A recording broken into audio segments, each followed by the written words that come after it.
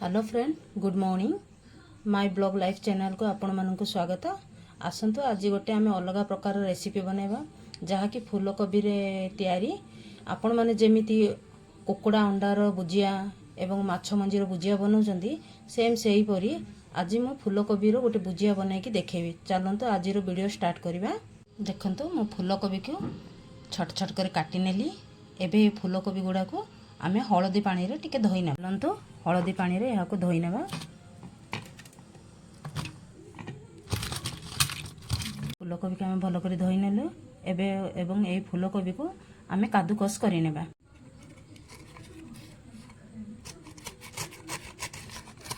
देखंतु मु जेतिकी फूलकोबी काटी कि नै कि देखैथिली आपण मानको सब तक मु कादुकस करि नेली। गैस ऑन कर सारिनी। एबे हम कड़ाईटा बसै नेबा। कड़ाईटा हमर गरम हो सारा से आम ए तेल पकाई नेबा। आम तेल गरम हो सारा एथिरे आम जीरा टिके पकाई नेबा।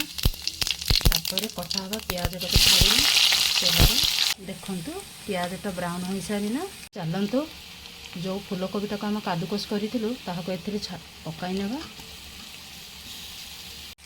यहाँ को आम भल कर ऊपर तल कर घाटी नेबा। गोटे स्पून हलदी गुंड पकाइबा, स्पून लंका गुंड और स्वाद अनुसार गोटे स्पून लुण पकाइबा। यहाँ को भल कर मिसाई नेबा। एबे आम एथिरे मु प्रथम काटिकी रखी थी आपण मानक देखै नथिली। टिक टिक करिकी मो कंचा लंकाटा को काटी नेछि एथिरे आम पकाई नेबा।